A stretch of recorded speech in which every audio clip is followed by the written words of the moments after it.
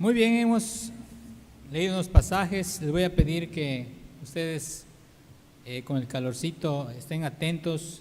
Voy a tratar de no tardar mucho porque si ustedes vieron son varias las lecturas que hemos hecho, pero sí les voy a pedir su atención. Una de las cosas que obsesionaba a Hitler era sus antepasados. Como ustedes han escuchado tal vez, a los nazis, los judíos, era una raza inferior. Es más, no era ni siquiera una raza para ellos los judíos. Y Hitler probablemente tenía algún pariente lejano, algún abuelito, alguien de su familia que fuera judío. Y él siempre tenía esa obsesión por sus antepasados, de que no vaya a ser descubierto de que él mismo tuviera raza judía. Así como él, tal vez nosotros nos hemos preguntado alguna vez, ¿quién fue mi abuelito, mi bisabuelo, qué fue? Y posiblemente buscando entre todo ello, podamos reconocer a algunas personas que no tuvieron en nuestros antepasados una buena reputación.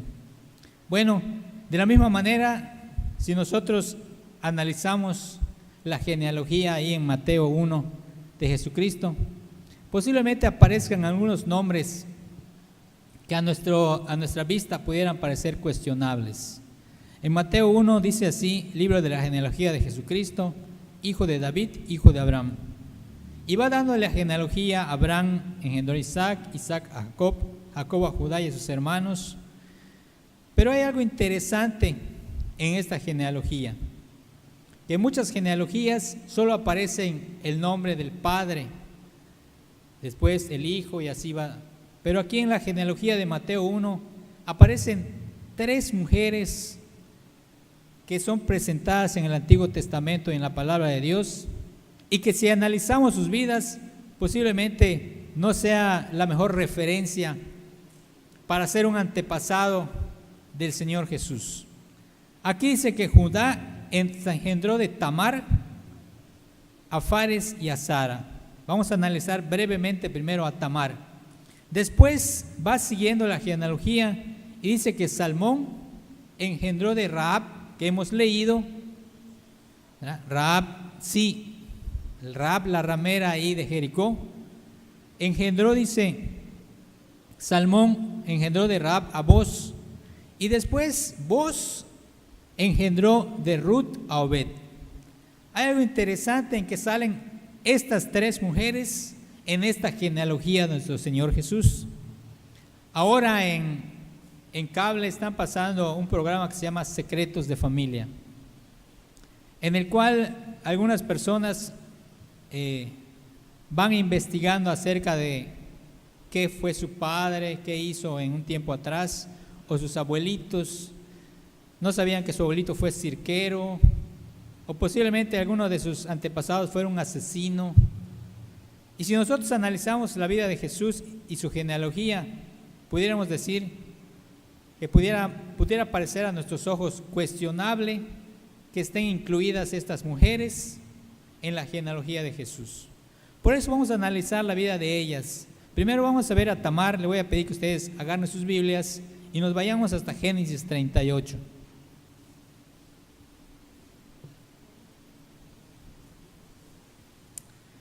Como son unos pasajes un poco extensos, lo que voy a tratar de hacer es relatarles la historia y después vamos a hacer un pequeño análisis. Cómo estas 3 mujeres, aún teniendo estos antecedentes, Dios las restaura y las encontramos en su genealogía. Dice que ahí en Génesis 38, Judá, uno de los hijos de Jacob, se había apartado de sus hermanos, y ahí él toma una mujer extranjera, una mujer adulamita, y se casa y tiene 3 hijos.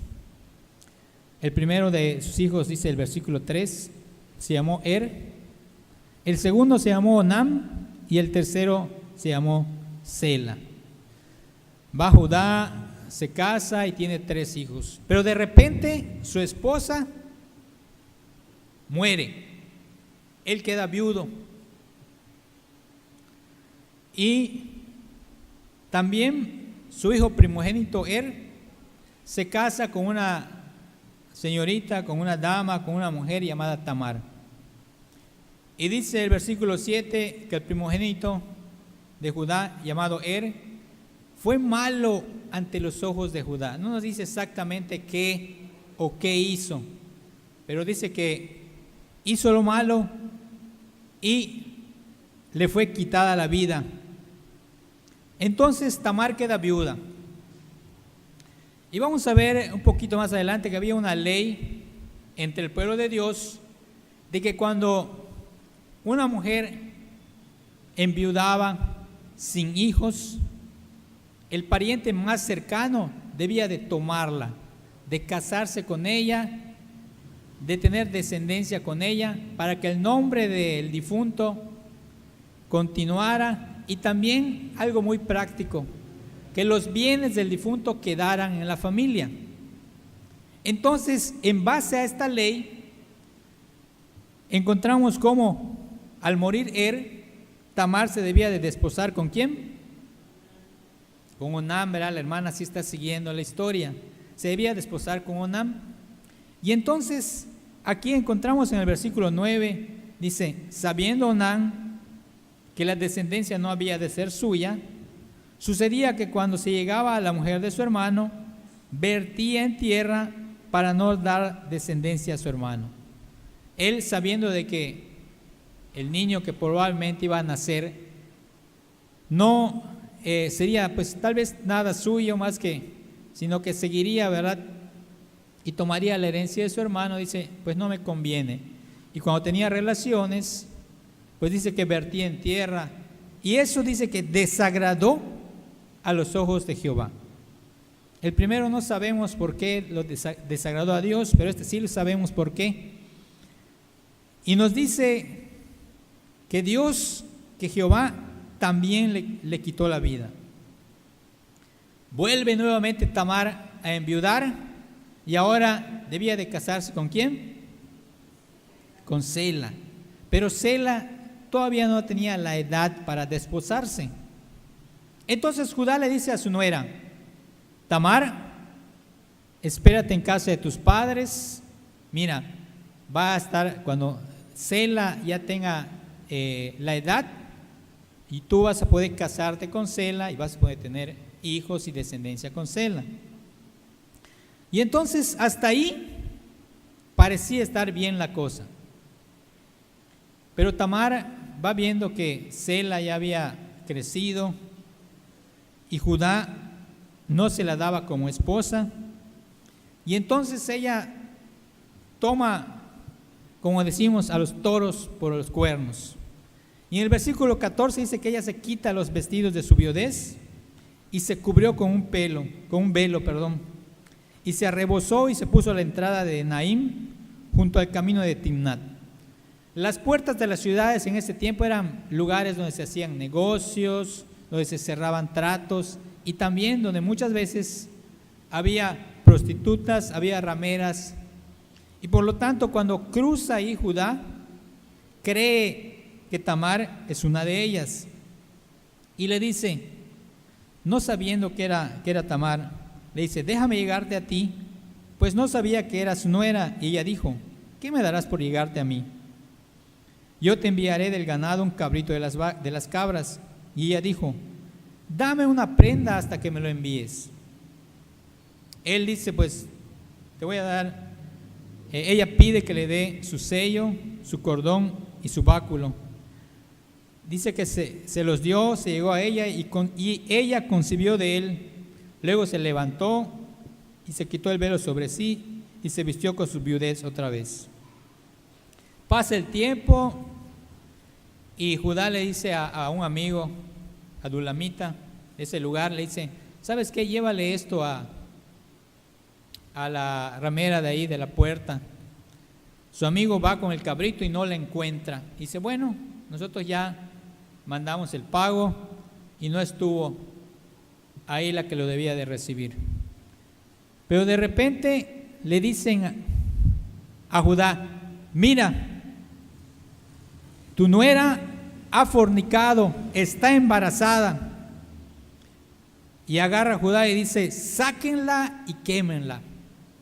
Ese era el precio, el costo de la fornicación. Muchas veces debía de ser apedreada. Recuérdense cuando Jesús le traen a una que había sido sorprendida en adulterio y le dicen, danos tu veredicto, ¿qué debemos de hacer con ella? La ley era muy clara. La ley decía que esas mujeres y también el hombre, siempre hemos preguntado, ¿y el hombre dónde estaba, verdad? Pero bueno, que la mujer debía de ser muerta apedreada. En este caso, Judá dice, sáquenla, vamos a quemarla. Pero cuando ella es sacada, toma las prendas que le había dado Judá y se las envía y le dice, ciertamente dice, del varón cuyas son estas cosas estoy encinta. También dijo, mira ahora de quién son estas cosas, el sello, el cordón y el báculo. Y dice el versículo 26 que Judá le llegan las prendas, de repente dice, esto me parece conocido. Recuerda todo lo que había acontecido y dice, más justa es ella que yo. Más justa es ella que yo, por cuanto no le he dado a Sela a mi hijo y nunca más la conoció. Pudiera parecer a nuestros ojos del siglo XXI y aquí en el oriente, en el occidente, pudiera parecer cuestionable la forma como se hacía en ese tiempo, pero era la ley que estaba en la palabra de Dios y para eso se los voy a mostrar en el Deuteronomio 25. Nos dice así, 25:5. Si usted quiere subir y lo quiere buscar, si no yo se lo voy a leer, dice, cuando hermanos habitaren juntos, estoy leyendo Deuteronomio 25:5. Cuando hermanos habitaren juntos y muriere alguno de ellos y no tuviere hijo, la mujer del muerto no se casará fuera con hombre extraño. Su cuñado se llegará a ella y la tomará por su mujer y hará con ella parentesco. Y el primogénito que ella diere a luz sucederá en el nombre de su hermano muerto, para que el nombre de éste no sea borrado de Israel. Esta era la ley que había dado Dios, que cuando una mujer enviudara sin hijos, el pariente más cercano, en este caso el hermano, fuera el que le diera descendencia al difunto. Encontramos cómo Tamar, pues de esta manera, como Dios hace, la restaura y la restituye. Y vamos a ver dos mujeres más, cómo Dios las restaura. Y esta restauración va trascendiendo de generación en generación hasta que podemos ver en la genealogía de Jesucristo a esas tres mujeres. Y ya no vamos a verla como Tamar, la que se acostó con el suegro, no vamos a ver a Rahab como una ramera en Jericó, ni vamos a ver a Ruth como una moabita, sino vamos a ver a tres mujeres restauradas por Dios, restituidas al lugar que debían de tener, redimidas. Como también nosotros podemos tal vez ver en estas mujeres también nuestra vida. Posiblemente usted en un tiempo atrás fue alcohólico, posiblemente en un tiempo atrás su vida daba tumbos, ¿verdad? Y fue restituido, porque muchas veces analizamos la vida de otras personas y nos parece negativa, pero la historia dice que es para que nosotros no cometamos los mismos errores. Y hoy estamos viendo cómo Tamar, de esta manera, con esta ley que Dios había puesto, es restituida y nuevamente es teniendo hijos, teniendo descendencia. ¿Por qué? Porque las viudas y los huérfanos en ese tiempo, de cierta manera, apestaban. Si usted ve toda la historia bíblica, casi siempre vemos a viudas de pocos recursos. ¿Por qué? Porque no había quien las sostuviera y manteniera. Y Tamar nuevamente va formando una familia. Después nos dice, ya para terminar, que no venía un niño, venían 2 niños con Tamar. Tuvo gemelos y uno de ellos se llamó Fares y el otro se llamó Sara, con Z. Vimos a la primera mujer en la genealogía de Jesús. Vamos a ver a la segunda.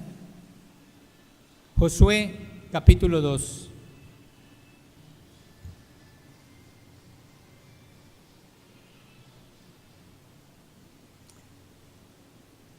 Busquen en sus Biblias, por favor, Josué capítulo 2. No lo vamos a leer, pero sí les voy a pedir que ustedes lo sigan con la vista.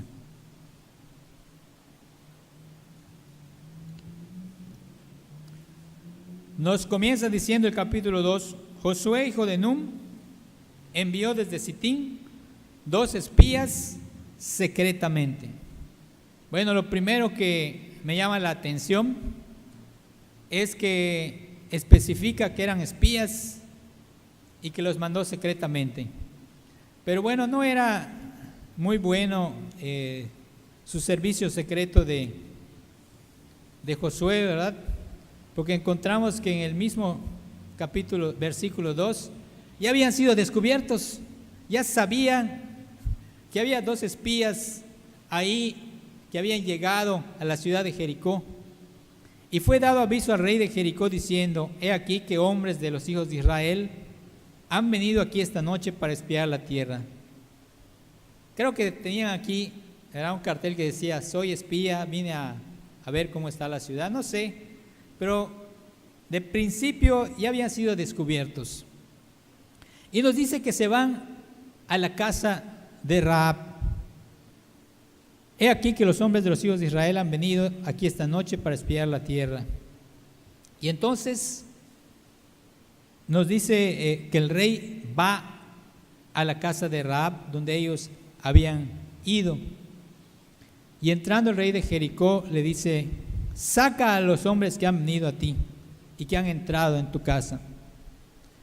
Pero Rahab había tomado a los hombres, y dice la Biblia que los había escondido en su terrado, los había escondido ahí, y le dice: es verdad, dice Rahab, que han venido 2 hombres a mí, pero no supe de dónde eran.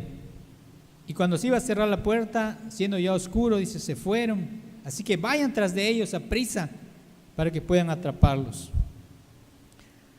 Después entabla un diálogo la ramera, ¿sí? La ramera Rahab con los espías. Y ya podemos ver una transformación en la vida de esta persona. Dice así, sé que en el versículo 9 del capítulo 2 de Josué: sé que Jehová os ha dado esta tierra, porque el temor de vosotros ha caído sobre nosotros, y todos los moradores del país ya han desmayado por causa de vosotros.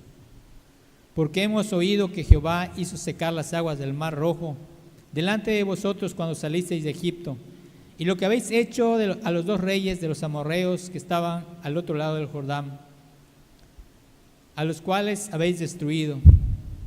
Oyendo esto, ha desmayado nuestro corazón, ni ha quedado más aliento en hombre alguno a causa de vosotros. Y dice: porque Jehová vuestro Dios es Dios arriba en los cielos y abajo en la tierra. Qué declaración de esta mujer. Ella ya había escuchado, tenía un mejor servicio, ¿verdad?, secreto que Josué. Ya había escuchado lo que Dios había hecho con su pueblo, que habían cruzado el mar, que Dios había abierto el Mar Rojo y habían cruzado en seco, de que el ejército egipcio había sido destruido, de que ellos habían avanzado y en cada una de las batallas ellos habían ganado, y que ahora llegaban a Jericó. Pero la declaración que hace Rahab es tremenda. Dice: porque vuestro Dios es Dios arriba en los cielos y abajo en la tierra, reconociendo a Jehová como Dios. En ese tiempo había un pensamiento de que podían coexistir varios dioses. Podía haber un dios de las montañas y un dios de los valles, un dios del mar y un dios de ciertas regiones. Y aquí ella declara, ¿saben qué? Jehová es Dios en los cielos, pero también aquí en esta tierra. Lo que hemos leído es que ella hace un trato con los espías de que por haberlos guardado, que no fueran descubiertos, que no fueran llevados. Dice ella, todos los que estén en mi casa, por favor, cuando ustedes vengan a destruir la ciudad, presérvenles la vida. Hasta ahí pudiera terminar la historia de Rahab. Hasta ahí pudiera concluir la historia de Rahab, alguien que le hizo un favor a los espías y los espías le pagaron a ella el favor, cuidando la vida de toda su familia. Pero la historia de Rahab no termina ahí. Nos dice que Rahab fue parte después del pueblo de Dios y además se casó con uno del pueblo de Dios, con Salmón. Y ya encontramos a Rahab, a una ramera restituida por Dios, cambiada por Dios, siendo parte del pueblo de Dios. Nosotros un día, dice la Biblia, que éramos extranjeros, éramos advenedizos. Y ahora no le da gracias a Dios que es parte del pueblo de Dios. No dice, Señor, gracias, porque yo no conozco su vida ni usted conoce la mía, pero seguramente no era del agrado de Dios. Y Dios, como restituyó a Rahab con ese negro pasado, también a nosotros nos ha restituido con nuestro negro pasado. Recuérdense que no hay pecado pequeño ni pecado grande.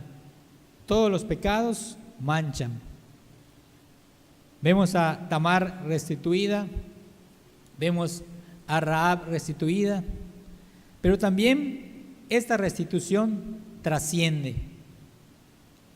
Y encontramos cómo con la unión de Salmón y Rahab nace Booz, y vamos a nuestra siguiente historia y a nuestra siguiente mujer. Vámonos al libro de Ruth.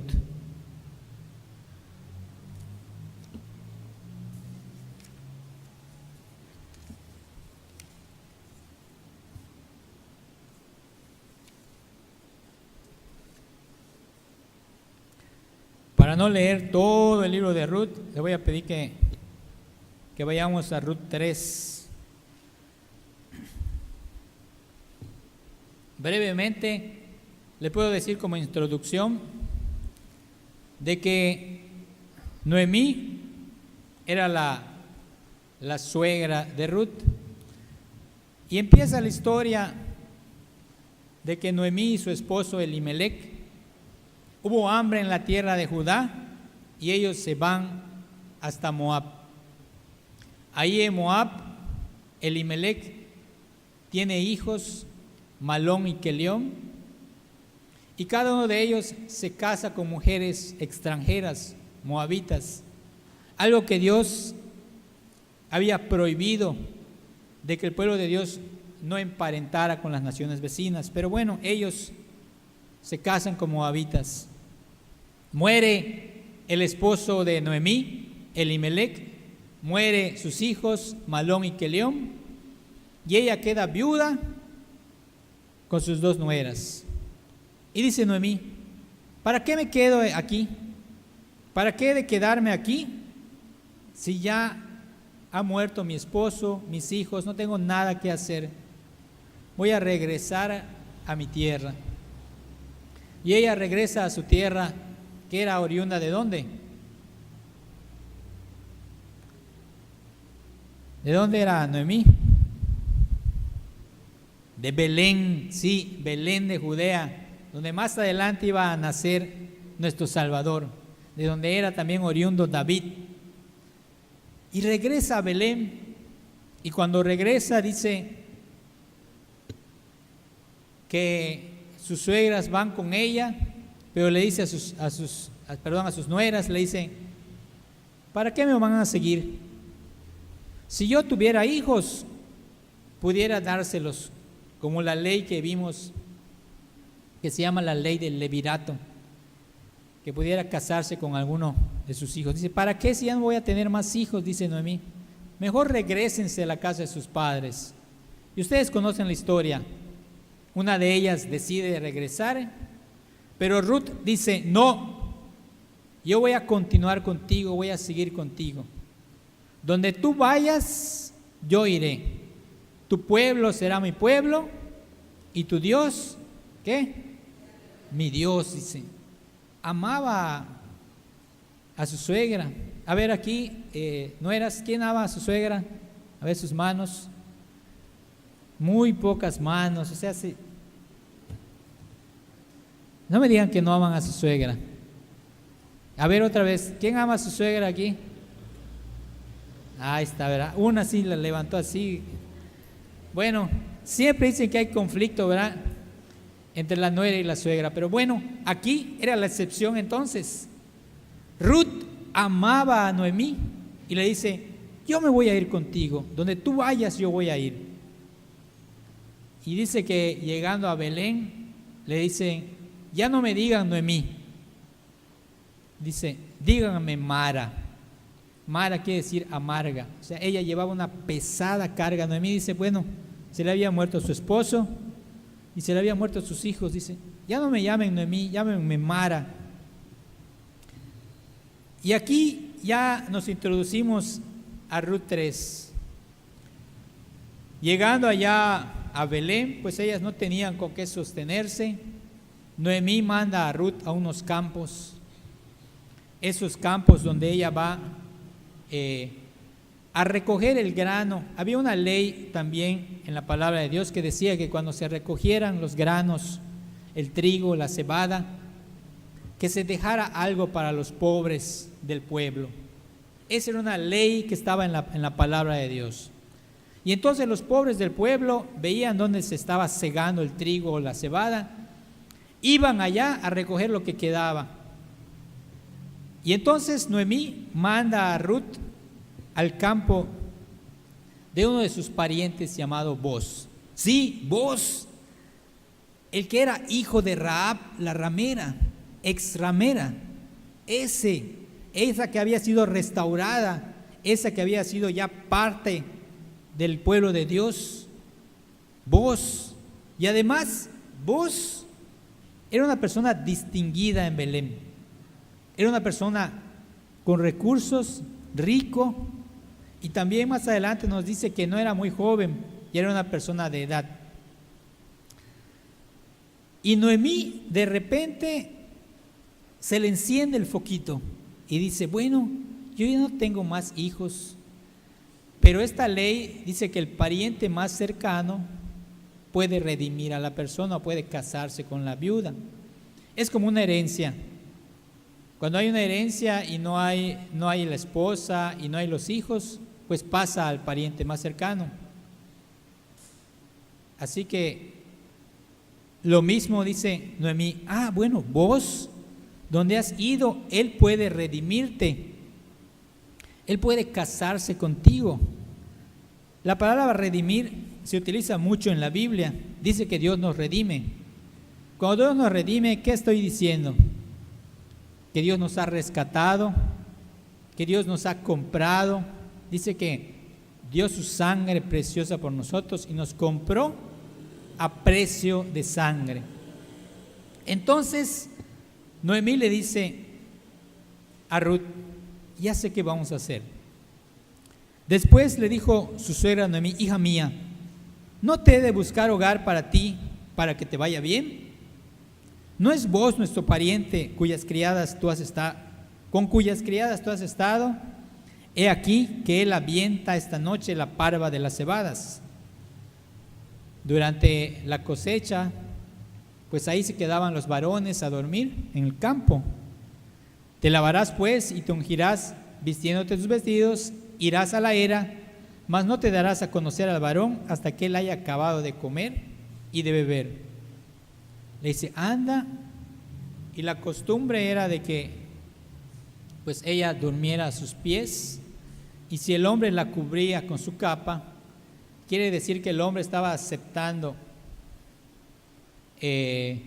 pues el trato de que la tomara como esposa. Aquí en Yucatán pues se han perdido muchas costumbres, pero yo recuerdo que cuando mi hermana tenía como sus 16 años, unos hermanos de ahí de la primera iglesia bautista, muy sencillos ellos, de por aquí, de por Canacín, ellos todavía tenían la costumbre de pedir a la novia. Y un día llegaron con mi mamá llevándole muchas frutas, muchas cosas, que si mi mamá la aceptaba, era que estaba aceptando de que a mi hermana la cortejaran, ¿verdad?, por su hijo. Y tal vez usted conozca alguna de esas costumbres, tal vez de aquí de Yucatán o de otro lugar. Bueno, la costumbre ahí era de que el varón tenía que ponerle su capa encima a la mujer, dando su aprobación del que le iba a tomar como mujer. Entonces, Noemí, sabiendo todas esas costumbres, manda a Ruth y le dice, acuéstate, ve dónde está vos, no te vayas a ir a los pies de otro, ¿verdad?, sino que ve dónde está vos, le dice, anda y te vas a acostar en sus pies. Vos, conociendo la costumbre, sabía lo que debía de hacer, ponerle su capa encima si aceptaba esa propuesta. Y entonces dice que cuando vos hubo comido y bebido y su corazón estuvo contento, se retiró a dormir a un lado del montón. Entonces ella vino calladamente y le descubrió los pies y se acostó. Y aconteció que a medianoche se estremeció aquel hombre y se volvió, y aquí una mujer estaba acostada a sus pies. Entonces él dijo, ¿quién eres? Y ella respondió, yo soy Ruth, tu sierva, extiende el borde de tu capa sobre tu sierva, por cuanto eres pariente cercano. No da más explicaciones. Si no supiéramos esta costumbre, posiblemente dirá, ¿de qué están hablando? Y entonces dice vos, bendita seas tú de Jehová, hija mía, has hecho mejor tu postrera bondad que la primera, no yendo en busca de los jóvenes, sean pobres o ricos. Ahora pues no temas, hija mía, yo haré contigo lo que tú digas. Y vemos como vos, conociendo a Ruth, le dice, pues toda la gente de mi pueblo sabe que eres una mujer virtuosa. Y le dice, aunque yo soy tu pariente, hay un pariente que tiene más derechos que yo. Hay un pariente más cercano y yo no puedo pasar sobre esos derechos. Anda, dice, regrésate. Cuando llega Noemí con su suegra, le dice, no te preocupes, dice, ¿verdad? Investigando, Noemí le dice, no te preocupes, este hombre no va a dormir hasta que arregle este asunto. Encontramos cómo nuevamente Dios trabaja con las personas, restituyendo a las personas. Noemí, llegando a su pueblo amargada, llegando ya,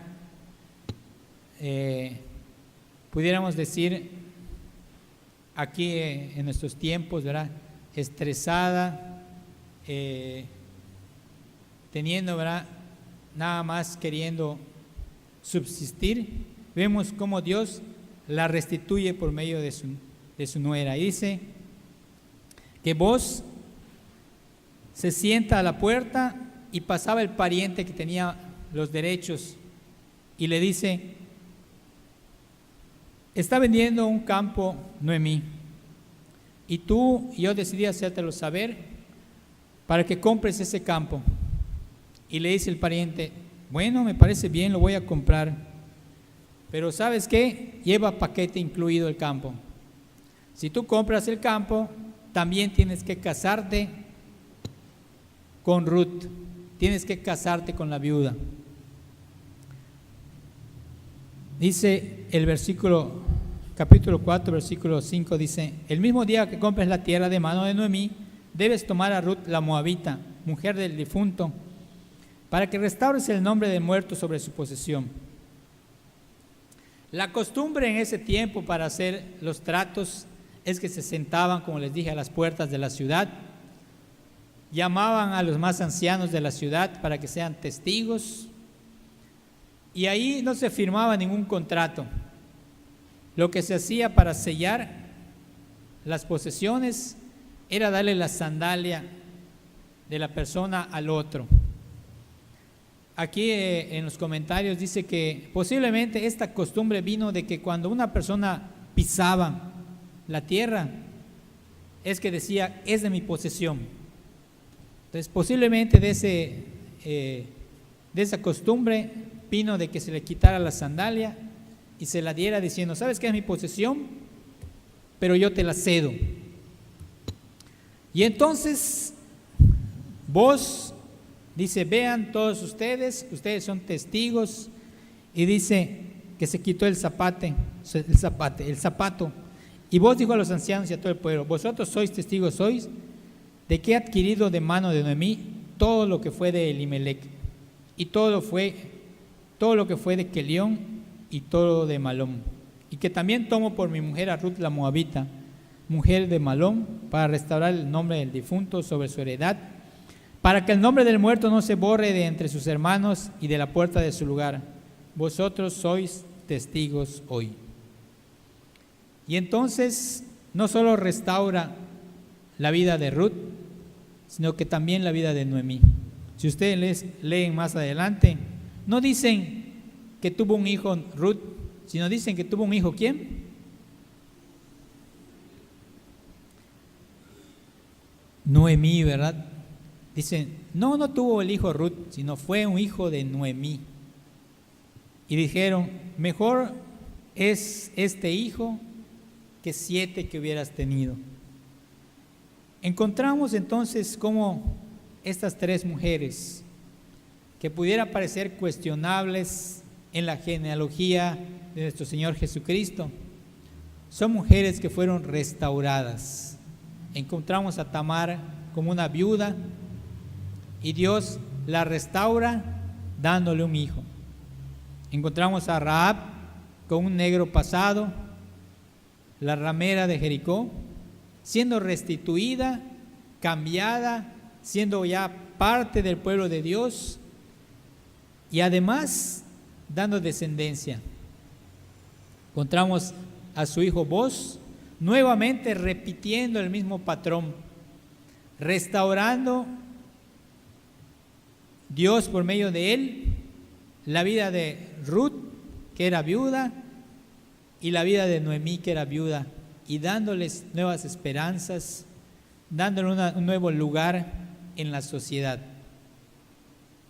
Dios también ha hecho lo mismo por nosotros. No le da gracias a Dios por ello, que Dios hoy nos tiene un nuevo lugar en nuestra vida. Hoy podemos decir, gracias Señor, porque lo has hecho en mi vida. Gracias Señor, porque esta herencia que nos ha dado tiene que trascender. Que nuestros hijos sean unas personas de bendición, que nuestros hijos también sean unas personas que restauren a otras personas. La mejor herencia que podemos dar a nuestras generaciones futuras. Sí, es un mundo mejor, definitivamente, el ambiente, la naturaleza, pero eso no va a ser posible si ellos no tienen una herencia espiritual, una herencia en las cuales ellos amen al Señor por sobre todas las cosas. Recuérdense el primer mandamiento: amarás al Señor con tu Dios, con todo tu corazón, con toda tu alma y con toda tu mente. Ese es el legado que nos deja Dios, y esa es la lección que nos deja Dios, de ver cómo Dios restaura las vidas. Vamos a orar y vamos a ponernos de pie. Y si su vida ha sido restaurada, dele gracias a Dios. Pero si su vida necesita un cambio, ¿por qué no le pide a Dios que transforme su vida, de que haga un cambio en su vida? Vamos a orar. Bendito Padre, te doy gracias porque porque Señor, tu palabra nos muestra cómo amas, Señor, a las personas.